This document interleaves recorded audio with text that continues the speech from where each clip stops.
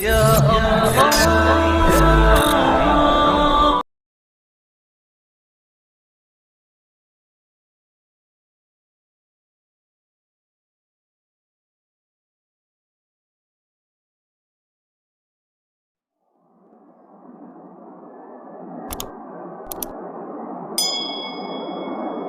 بسم الله الرحمن الرحيم. الحمد لله وكفى وسلام على عباده الذين اصطفى، أما بعد، فأعوذ بالله من الشيطان الرجيم. بسم الله الرحمن الرحيم. إذ قالت امرأة عمران رب إني نذرت لك ما في بطني محررا فتقبل مني إنك أنت السميع العليم. صدق الله مولانا العظيم. وقال رسول الله صلى الله تبارك وتعالى عليه وآله وسلم: كلكم مسؤول وكل مسؤول عن رعيته، أو كما قال صلى الله عليه وسلم. وصدق رسوله النبي الكريم. میرے محترم بھائیوں، دوستوں اور عزیزوں، اللہ جل جلالہ عم نوالہ نے انسانوں کو زندگی گزارنے کے لیے ایک طریقہ دکھلایا ہے، اور وہ طریقہ دکھلانے والی کتاب کا نام ہے قرآن کریم۔ قرآن کریم انسان کی جگہ جگہ رہنمائی کرتا ہے، رہبری کرتا ہے۔ قرآن یہ ابدی کتاب ہے، یہ قیامت تک آنے والے انسانوں کے لیے رہبری اور رہنمائی کرنے والی کتاب ہے۔ اس کے اندر ہر وہ چیز جس کی انسان کو ضرورت پیش آتی ہے، اس کے متعلق انسانوں کے لیے رہبری کی گئی۔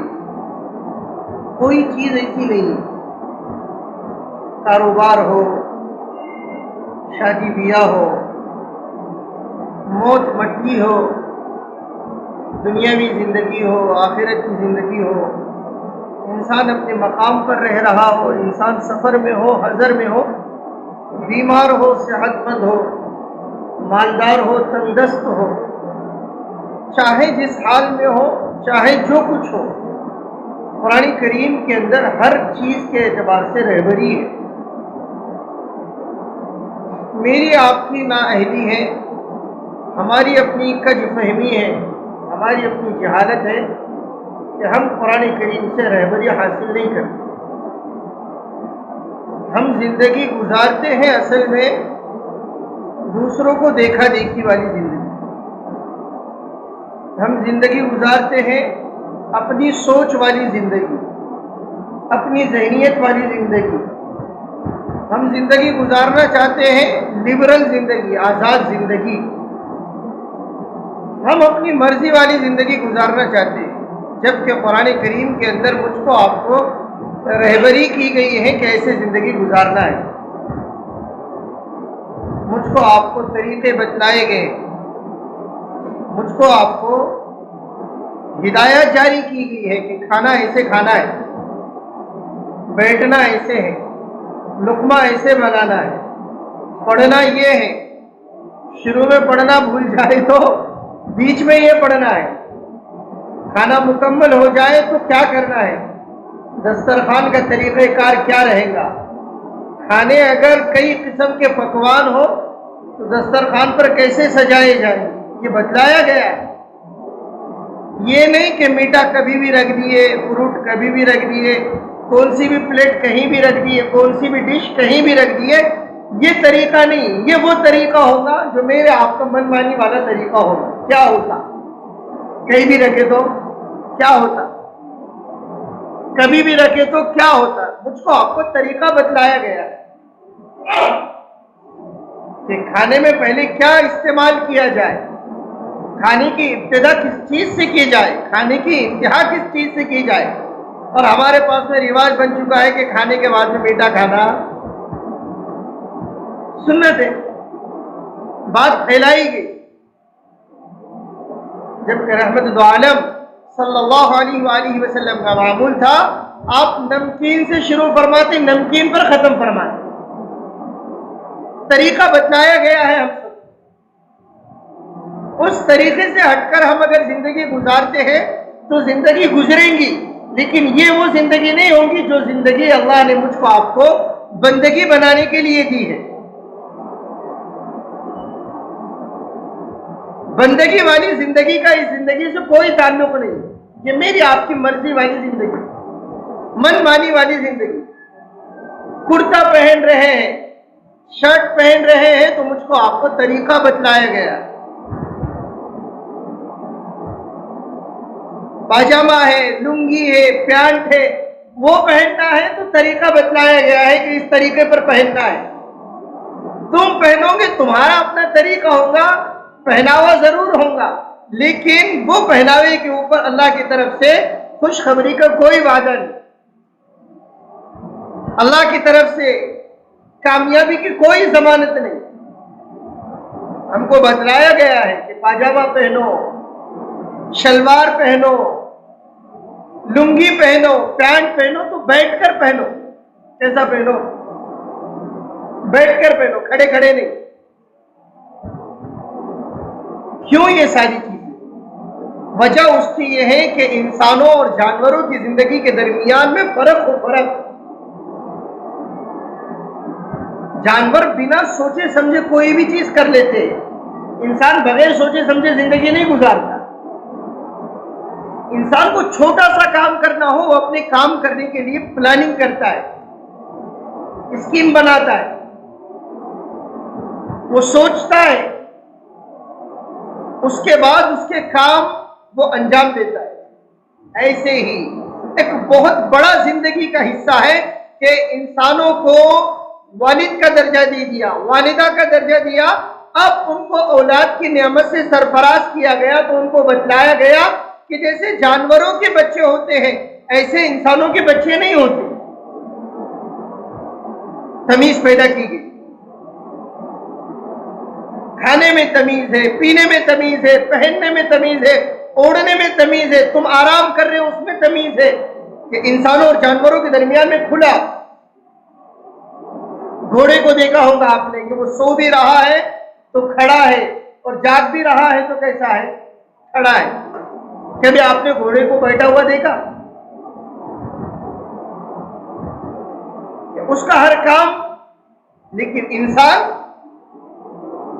جانور اور انسانوں کے درمیان میں تمیز کی گئی. ہاتھی کو دیکھا ہوگا کہ وہ آپ پانی کیسے پیتا ہے؟ وہ پہلے سونڈ میں پانی لیتا ہے پھر اپنے منہ میں ڈالتا ہے.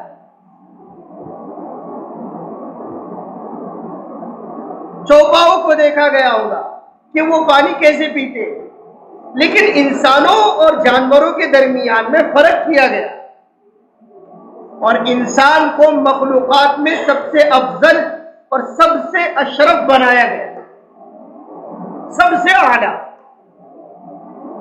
انسانوں سے بڑھ کر کوئی نہیں. کیوں؟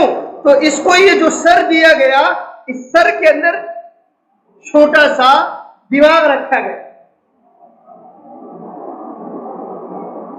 ہم کہتے ہیں نا کھوپڑی ہے کہ کھوپڑی، تو اس کھوپڑی کے اندر دماغ ہے، دماغ چھوٹا سا.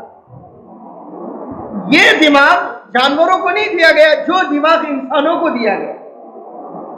اچھے برے کی تمیز، اپنے برائی کی تمیز،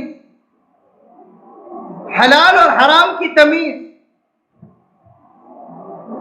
یہ ساری تمیز جانوروں کو ہے، لیکن ان کے اپنے اعتبار سے.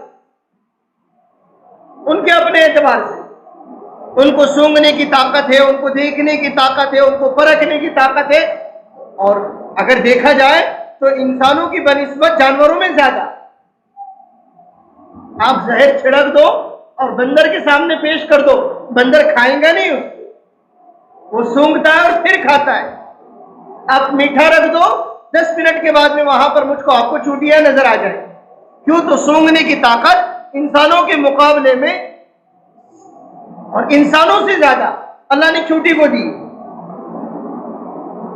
عیون الغراب وشامۃ النمل، آنکھیں انسانوں سے زیادہ پاورفل اور طاقتدار اللہ نے کووں کی رکھی کہ انسان وہ نہیں دیکھ سکتا جو کویں دیکھ سکتی. شاہین، باز، یہ وہ دیکھتے ہیں جو انسان نہیں دیکھ سکتے. ڈیزائننگ اور انجینئرنگ انسانوں سے زیادہ اللہ پاک نے جانوروں کے اندر رکھی ہے، عقاب میں رکھی ہے، ہدہد میں رکھی ہے، ابابیل میں رکھی ہے، چڑیوں میں رکھی ہے کہ وہ اپنے گھونسلے ڈیزائن کر رہے ہیں. بارش کے موسم میں کیسے رہیں گے، گرمی کے موسم میں کیسے رہیں گے، سردی کے موسم میں کیسے رہیں گے. اس کے باوجود انسانوں کو اشرف بنایا، انسانوں کو اعلیٰ بنایا، انسانوں کو اونچا مرتبہ اور مقام دیا. کیوں؟ اس لیے کہ اللہ پاک نے انسانوں کو اپنے احکامات کا مکلف بنایا اور اس کے اندر شر اور خیر کا مادہ رکھا. اور یہ جب اچھا کوئی عمل کرتا ہے، اچھا کوئی کام کرتا ہے، نیکی والا کام کرتا ہے، تقوی والے کام کرتا ہے اور نیک اعمال والی زندگی گزارتا ہے، تو اپنے خیر والے مادے کو دبا کر کرتا ہے. شر والے مادے کو، برائی کا جو مادہ ہے، اس کو دبایا جا رہا ہے، اس کو کچلا جا رہا ہے، اس کو پیچھے دھکیلا جا رہا ہے اور خیر والے مادے کو آگے لایا جا رہا ہے.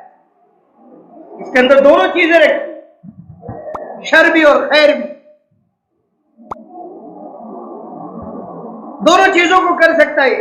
لیکن جب نیکی والا کام کرتا ہے تو یہ بتاتا ہے کہ میرے اندر جو برائی کا مادہ رکھا گیا ہے، میں اس کو پیچھے ڈھکیل رہا ہوں، میں اس کو کچل رہا ہوں، میں اپنے نفس کو دبوچ رہا ہوں اور میں اللہ کے حکم کو پورا کر رہا ہوں.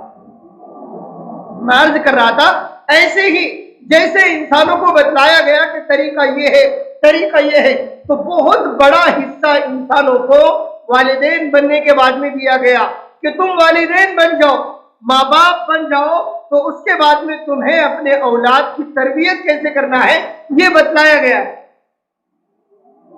نام ہو گیا، اذان ہو گئی، عقیقہ ہو گیا، ابھی بچہ دودھ پیتا ہو گیا، اس کو دودھ پلایا جا رہا ہے تو والدہ کو بتلایا گیا کہ دودھ اس طریقے سے پلانا ہے.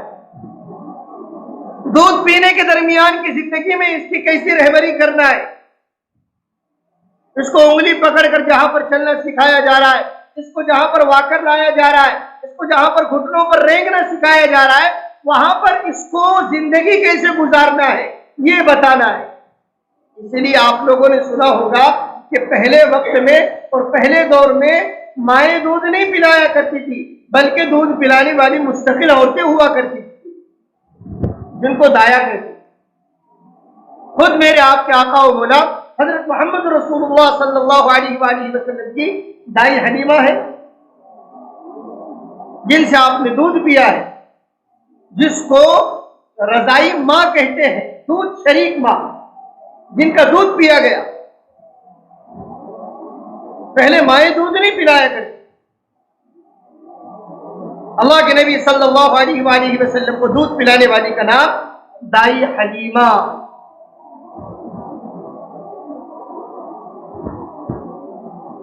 یہ وہ مبارک ماں ہے جس نے اللہ کے نبی صلی اللہ علیہ وسلم کو دودھ پلایا. کیوں؟ علماء نے کتابوں کے اندر لکھا کہ پہلے لوگ اپنے بچوں کو اپنے سے الگ کر کے 2 سال کے لیے، 2.5 سال کے لیے، 1 سال کے لیے، وہ متعین مدت طے ہوتی، اس کی اجرت طے ہوتی، دودھ پلانے والیوں کے حوالے کرتے. اور دودھ پلانے والیاں وہ دیہات کی ہوتی، وہ بنجر علاقوں کی ہوتی. اور دیہات کون سے؟ ہمارے جیسے نہیں ہے جہاں پر تہذیب اور تمدن کا کوئی نام و نشان نہیں، یہاں پر کوئی کلچر نہیں. پہلے دور میں دیہاتوں میں سب سے زیادہ فصیح اور بلیغ عربی بولی جاتی. فصیح اور بلیغ عربی عرب کے ممالک میں، دیہاتوں میں.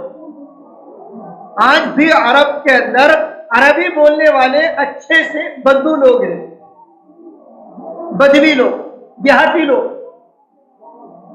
ان کے پاس میں اچھے عربی بولی جاتی.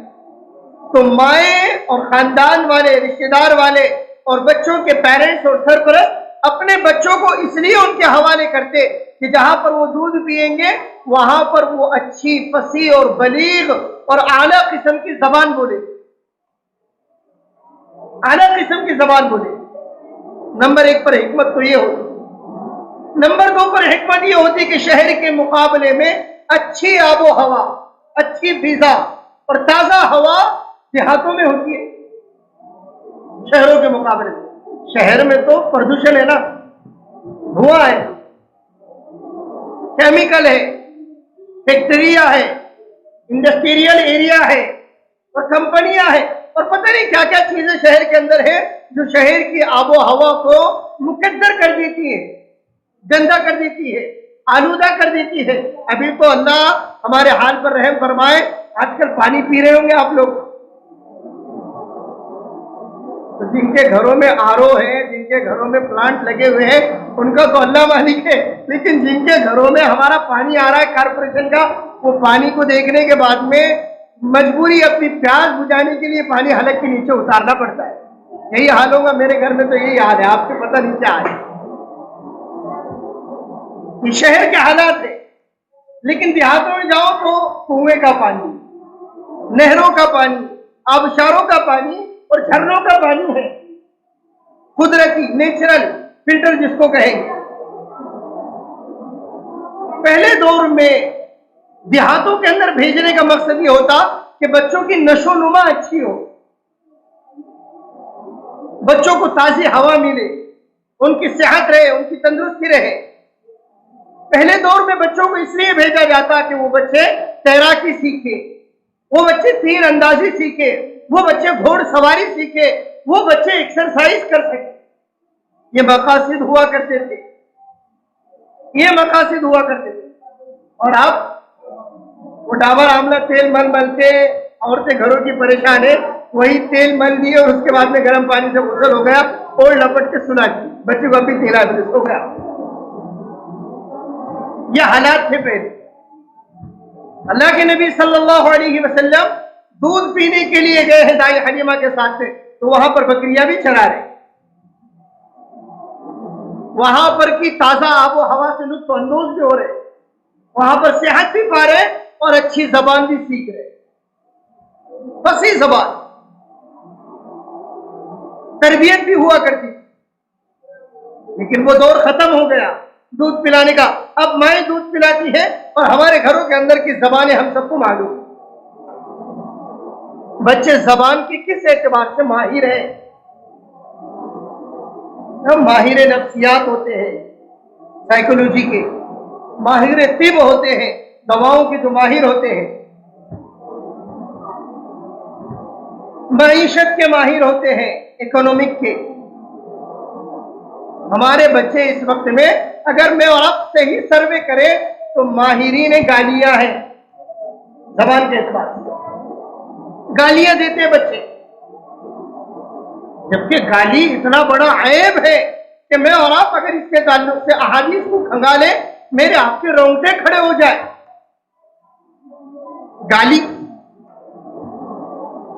اللہ کے نبی نے ارشاد فرمایا سباب المؤمن فسق، ایمان والے کو گالی دینا فسق ہے، فسق بہت بڑا گناہ ہے، قتالہ کفر، اور فرمایا ایمان والے کا قتل کرنا کفر ہے،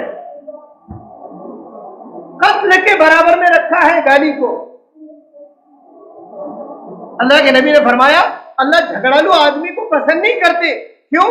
جھگڑالو آدمی تعریف کرتا ہے، کیا کرتا ہے؟ اول پھول بکتا ہے، گالیاں دیتا ہے۔ ہمیں بچوں کے ذہنوں میں، ان کے کانوں میں یہ بات ہی نہیں اتاری کہ بیٹا گالی دینا کتنا بڑا جرم ہے، کتنا بڑا جرم ہے۔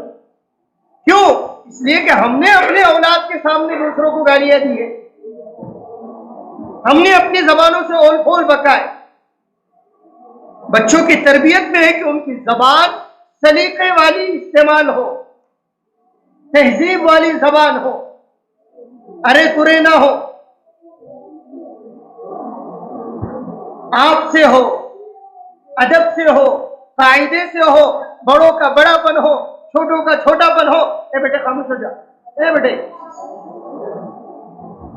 سلیقے سے ہو۔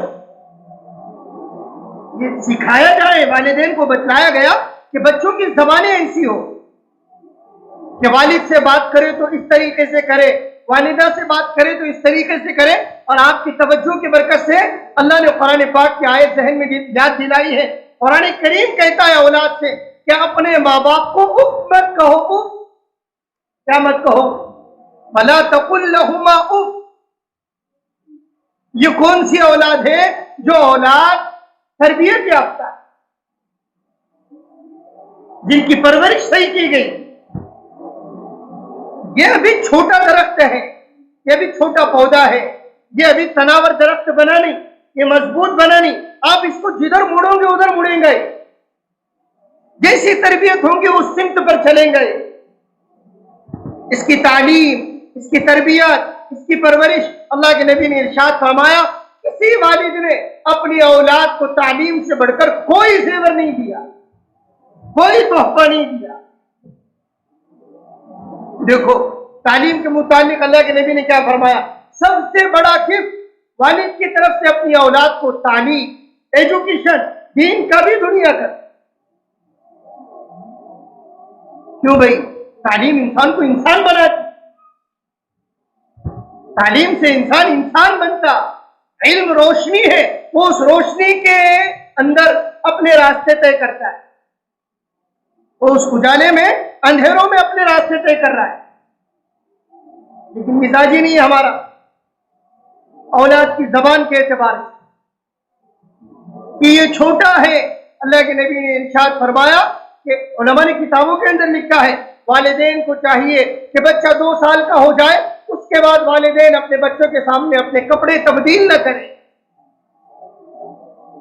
کپڑے تبدیل نہ کرے, اکیلے میں جا کے کپڑے بدلے. تربیت کا ایک اصول ہے, بچے الٹا سو جائے, پیٹ کے بل سو جائے, بچوں کی تربیت میں لکھا ہوا ہے والدین کی ذمہ داری ہے. بچوں کو نیند لگ گئی, وہ پیٹ کے بل سوئے ہوئے ہیں, بچے کو ایک کروٹ کر دے, بچے کو سیدھا کر دے. یہ تربیت. ہمارا تو شورا بولے سن دو, اس کو کہہ دو, ہمارا حال ہے. اللہ کے نبی نے منع فرمایا پیٹ کے بل سونے سے, مردوں کو, عورتوں کو, بچوں کو. یہ تربیت ہے. بچے دسترخوان پر بیٹھے تو ان کے ہاتھ دھوئے گئے یا نہیں دھوئے گئے, ان کے ہاتھ گٹوں تک دھوئے گئے ہیں یا نہیں دھوئے گئے, یا صرف انگلیاں دھوئی گئی ہے. اب بچوں کو کیا کہے, بڑے بھی دسترخوان پر بیٹھتے ہیں, جب ان کے سامنے سیلاب سی دیتے اس کو ہاتھ دھونے کے لیے ایک ہاتھ آگے بڑھاتے. جب کہ سنت طریقہ یہ ہے کہ دونوں ہاتھ اچھے گھس مل کر دھوئے تاکہ جو ریندا ہے, میل ہے, کچیل ہے, وہ اچھے سے باہر آئے. ہم کیا سمجھتے ہیں یہ کلچر کے خلاف ہے. 2 انگلیاں بھگو دیے, 5 انگلیاں بھگو دیے, ہو گیا, ہم نے ہاتھ دھو لیے. ہاتھ دھونے کا مقصد ہی بہت ہو گیا. ہاتھ اسی لیے دھلائے گئے تاکہ میل کچیل صاف ہو جائے اور آپ کھانا اطمینان سے کھا لو. یہ بتلایا گیا ہے طریقہ. بچوں سے دسترخوان بچھا کر, ہمارے بچے باہر پھرتے پھرتے کھا رہے, گلیوں میں کھا رہے, راستوں کے اوپر کھا رہے, گیلری کے اوپر کھا رہے. اللہ کے نبی نے منع فرمایا بازاروں میں کھانے. پھر فرمایا اللہ کے نبی نے ہلکے پن کی نشانی ہے. کس کی نشانی؟ ہلکا پن. سمجھتا ہے کتنا عجیب بھوڑا جملہ ہے. اللہ کے نبی نے ارشاد فرمایا ہلکے پن کی علامت ہے بازاروں میں کھانا. اور ہمارے بچے چلتے چلتے کرکرے کھا رہے, بسکٹ کھا رہے. بچوں کے جسم پر کوئی کپڑے نہیں, بچے گلیوں کے اندر پھر رہے. میں حالات سنا رہا ہوں ہمارے اپنے, ہمارا اپنا معاشرہ کس طریقے سے اٹھیں گا. مجھ کو فکر کرنا پڑیں گی اپنے گھر کی, آپ لوگوں کو اپنے گھروں کی فکر کرنا پڑیں گی, تب جا کر ہمارا اپنا مسلم معاشرہ, مومن معاشرہ, اسلامی معاشرہ بنے گا. تہذیب آئیں گی, کلچر آئیں گا, ثقافت آئیں گی, ادب آئیں گا, لحاظ آئیں گا, قاعدہ آئے گا. ہم کو مہمان آئے تو ہم بولتے بیٹے سلام کرو نا, وہ بچہ کرنے کا نام نہیں لیتا. کیوں لیں گا وہ؟ میں تو اکثر والدین کے منہ پر بول دیتا ہوں آپ نے سکھایا ہے اس کو, تاکہ نہیں سکھایا. میں نے کہا اب مجبور مت کرو, یہ نہیں کریں گا. یہ تو سکھانے کی چیزیں ہیں نا. مہمان آنے کے بعد میں ہم بولتے بیٹے سلام کرو، اور وہ نہیں کرتا تو اس کا زبردست ہاتھ لے کے سر کے اوپر رکھ. دیکھو بولے میں نے سلام کرا. کب تک ہم اس رواج میں رہیں گے؟ ہم اپنے آپ کو کب بدلیں گے؟ کب ہم تربیت پر زور دیں گے؟ کھانا، کمانا اور پیسے جمع کرنا یہ کس لیے ہے؟ اگر ہم نے اولاد کی تربیت نہیں کی تو پھر ہماری اپنی کمائی کا کوئی فائدہ نہیں، کوئی حاصل نہیں.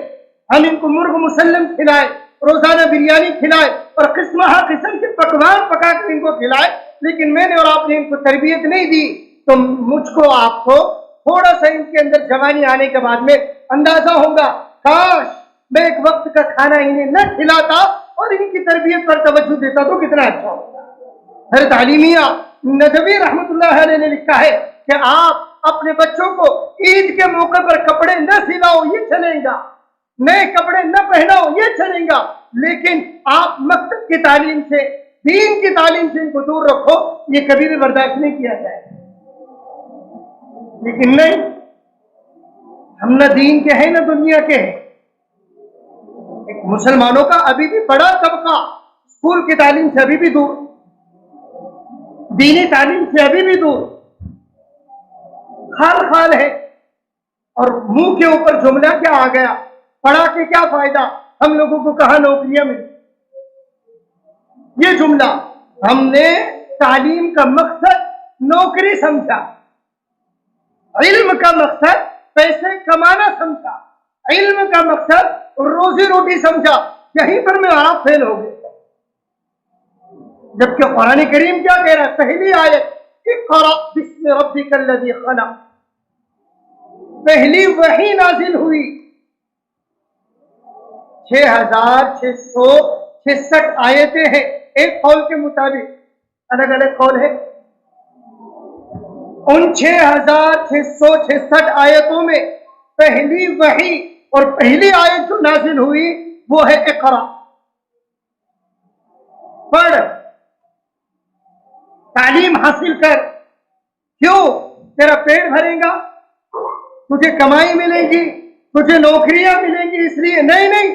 بسم ربک الذی خلق، تو اپنے رب کو پہچان سکے، شعور آئے، بیداری آئے، صحیح سمجھ آئے، سنجیدگی آئے، معاشرہ بنے، سوسائٹی بنے، اچھے اخلاق آئے، اچھے صفات آئے.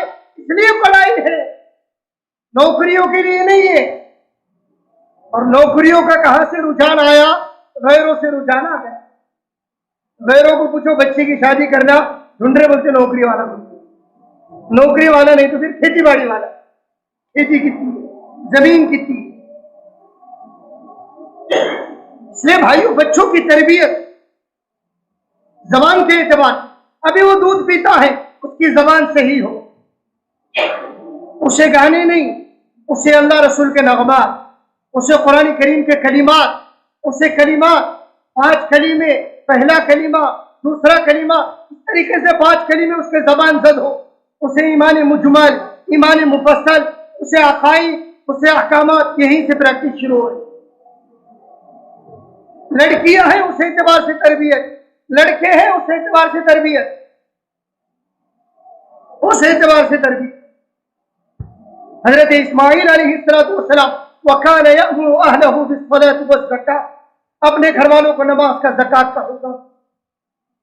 کوئی نبی ایسا نہیں گزرا جس نے اپنے اولاد کی فکر نہیں، کوئی نبی نہیں گزرا. ہم اولاد کے تعلق سے بے فکر، ہمیں کپڑوں کی فکر ہے، کھانے پینے کی فکر ہے، ان کے رہنے سہنے کی فکر ہے، اس کے علاوہ ان کی تعلیم تربیت کی کوئی فکر نہیں. بچہ گالیاں دے، ماں باپ کی راتوں کی نیند اڑ جانی چاہیے. بچہ ارے ترے بولے، ماں باپ کی آنکھوں کی نیند اڑ جانی چاہیے. اور اپنے بچے کا تعارف ماں باپ کروا رہے، بہت ڈینجر بچہ آئیے، بہت خطرناک بچہ آئیے، بہت غلیظ بچہ آئیے. ماں باپ کہہ رہے ہمارے بچے کے ناک کو مت لگو، اس نے اگر پلٹ کر بول دیا تو پھر ہم کو مت بولو. یہ ماں باپ تعارف کرا رہے بچوں کا. کتنی غلط بات ہے، کتنی غلط بات ہے. ہونا یہ چاہیے کہ چاہیے تھا کہ ہم اپنے بچوں کو سمجھاتے، بیٹا ایسا نہیں بولتے، بیٹا اس طریقے سے بولتے، بیٹا وہ بڑے ہیں ان کے ساتھ میں ایسا رویہ اختیار ہے۔ ہمارے گھروں میں عجیب رواج ہے، میرے کانوں نے سنا ہے، اے ماں دینا ادھر، اے ماں جانا تو، یہ جملے ہمارے گھروں،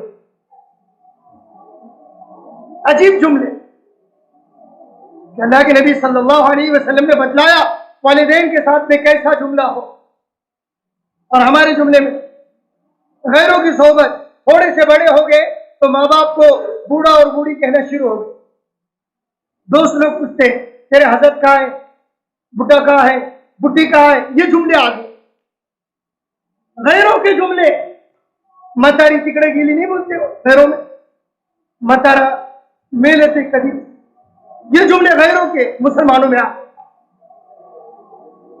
بڑے حضرت ہے نا بھی، بڈھا بھی ہے، بڈھی ابھی ہے، یہ جملے آ گئے، زمین کب کپاتی ہوں گی، آسمان لرز جاتا ہوگا جس وقت میں پیدا کرنے والے والدین کے تعلق سے یہ جملے۔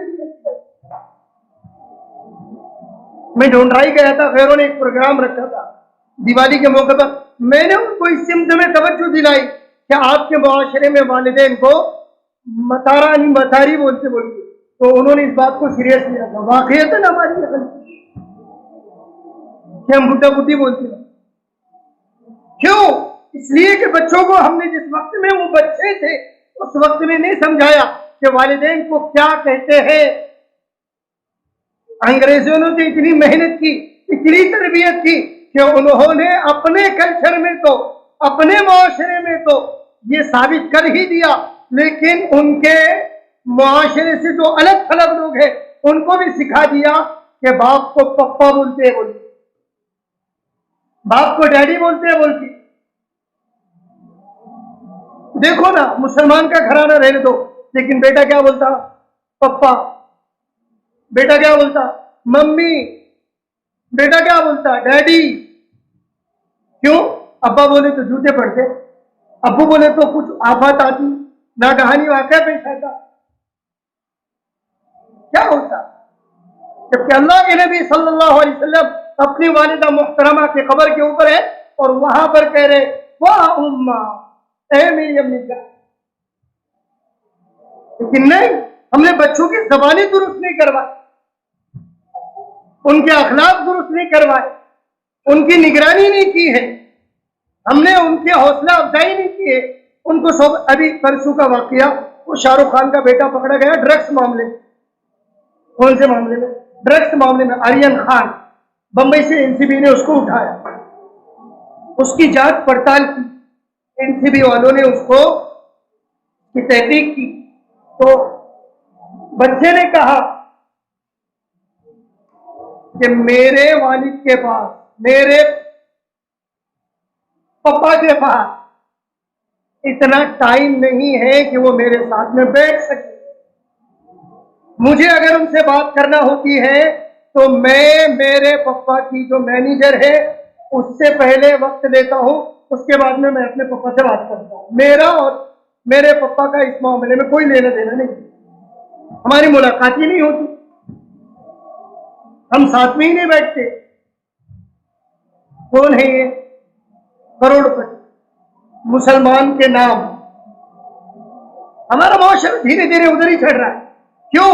کیوں تو ہم کو کچھ شاہ رخ خان پسند ہے نا، ہم نے ہمارا ہیرو بنایا ہوا ہے، کیا بنایا ہوا ہے؟ ہیرو۔ ہیرو لفظ سمجھتا کس کو بولتے؟ ہیرو، ہمارے ہیرو صحابہ تھے کسی دور، ہمارے ہیرو حضرت محمد صلی اللہ علیہ وسلم، ہمارے ہیرو اولیاء اکرام، تابعین، تبع تابعین، بزرگان دین، دین کی محنت کرنے والے تھے، لیکن ہم نے ہیرو کس کو بنایا؟ ان کو جن کے بچے کہہ رہے ہیں کہ ہم کو ہمارے اپنے ماں باپ سے بات کرنے کے لیے ہمارے ماں باپ کے مینیجر سے پہلے بات کرنا پڑے، اور ہم اسی سمت میں جا رہے ہیں، اسی سمت میں جا رہے ہیں کہ نہیں بیٹے میرے پاس میں ابھی ٹائم نہیں ہے، اپنے اتوار کو دیکھیں گے، سنڈے کو دیکھیں گے، چھٹی کے ٹائم میں دیکھیں گے، خالی ٹائم میں دیکھیں گے، ہمارا حال یہ، بچوں کی تربیت نہیں ہو رہی ہے، تو اس کے ایک جیب میں 1,33,000 روپے ملے ہیں، اور ایک جیب میں ڈرگس کی 22 گولیاں ملی ہے. کتنی ٹیبلٹ ملی ہے؟ 22. حالات ہے. ہم کیا سمجھ رہے وہاں پر ہمارے اپنے بچے کھانسی کی دواؤں سے نشے کر رہے ہیں, ہمارے اپنے بچے پیٹرول سے نشے کر رہے ہیں, ہمارے اپنے بچے وہ کیا آتا ہے وہ چپکانے کا فیوی کوئک سے نشے کر رہے ہیں. جاؤ اب قبرستانوں میں ہمارے بچے پتے کھیلتے ہوئے ملیں گے. پہلے تو کھاڑی کی ڈبی کے پتے ہیں, اس کے بعد میں WWF کے پتے ہیں, اس کے بعد میں بادشاہ اور راجا کے پتے ہیں, رانی کے پتے ہیں. ہمارے بچے پہلے لو پوڑی کھا رہے, سوپ پوڑی کھا رہے, مہیش کھا رہے, پھر گٹکے پر آ رہے اور ماوے پہ آ رہے.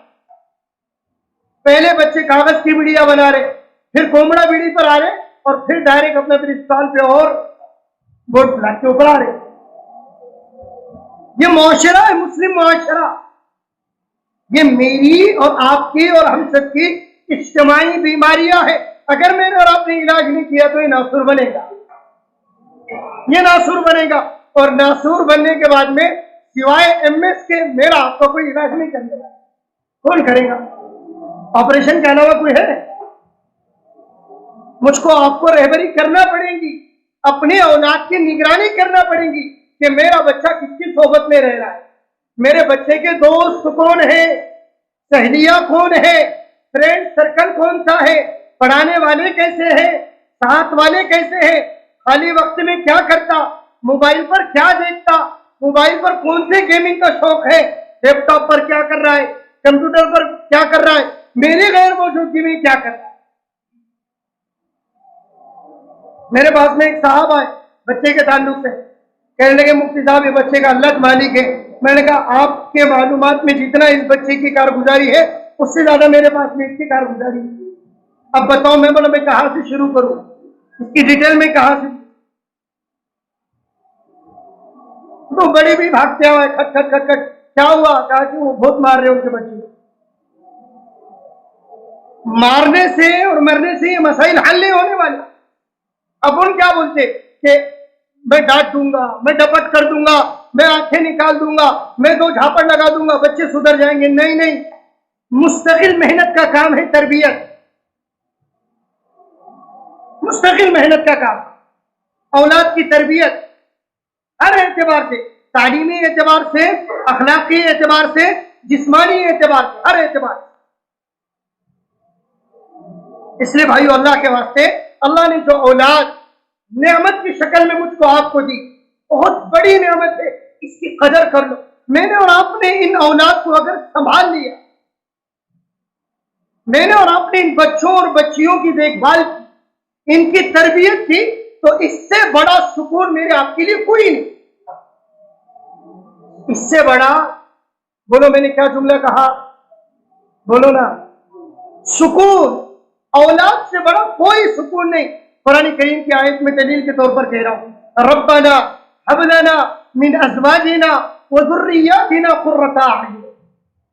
قرآن کریم نے دعا سکھلائی ہے پیرنٹس کو, ماں باپ کو, کہ ماں باپ اللہ کے دربار میں یہ کہا کرے اور اللہ سے یہ مانگا کرے, ربنا هب لنا, اے اللہ ہمیں گفٹ دے, ہمیں تحفہ دے, ہمیں عطا کر, من ازواجنا وذریاتنا, ہماری بیویوں کو اور ہماری اپنی اولاد کو ہماری آنکھوں کی ٹھنڈک بنا.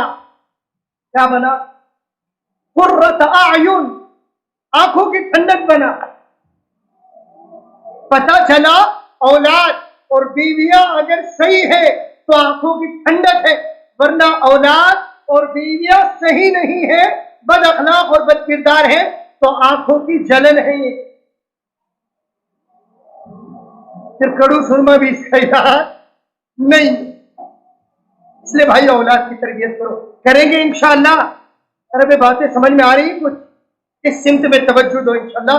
اللہ مجھ کو آپ کو عمل کرنے کی توفیق عطا فرمائے, سب درست کرنے انشاءاللہ. آئندہ ہفتے اسی